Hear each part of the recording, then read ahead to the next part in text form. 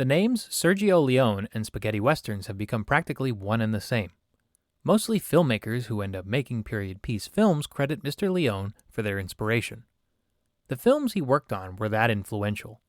Despite him having only 8 head director credits, Leone had written scripts and operated as an assistant director to many other projects. The 3 films that would make him a household name were A Fistful of Dollars, For a Few Dollars More, and The Good, the Bad, and the Ugly.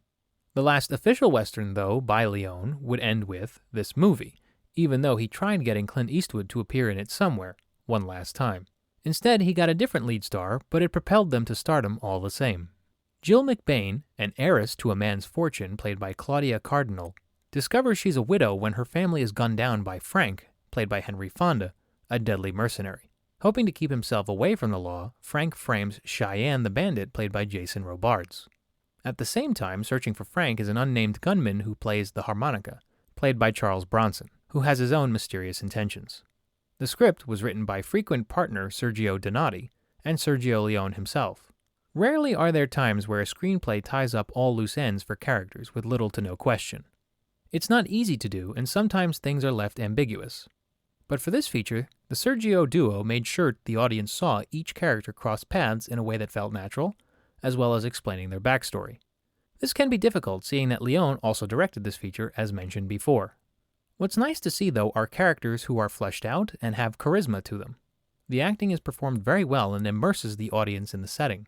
The dialogue feels appropriate and uses only words that felt like they came from that time period.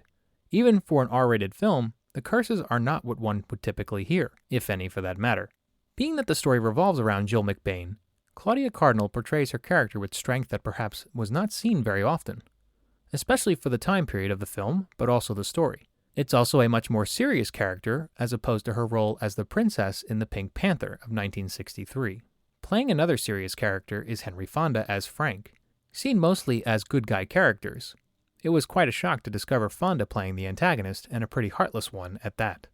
Jason Robards as Cheyenne the Bandit is a peculiar character as he gets caught in the mess but doesn't play to either side. If anything, he's kind of there for comic relief, but not all the way.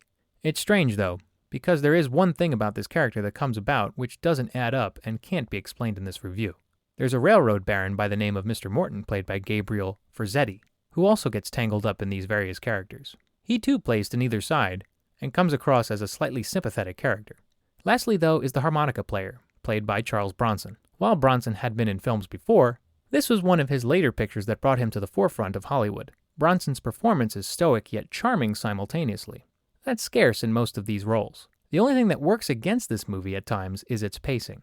The film lavishes, taking in scenery and set designs which are all well crafted. To some, it may feel like a drawn-out setup. The intro credits alone take 10 minutes to get through. It may just seem excessive. That's not a discredit, though, to Tonino Dellicoli as the cinematographer. Having worked on many projects, Dellicoli captures lots of details and makes them jaw-dropping. His last picture, famously, was Life is Beautiful in 1997.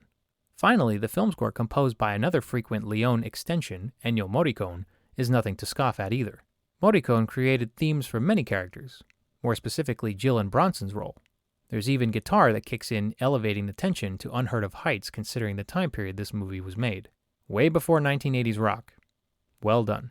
If extended long shots and meticulous world building is something seen as boring, best to stay away.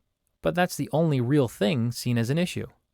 The music is flawless for the time, the cinematography is magnificent including the set design, and the actors are great in their roles.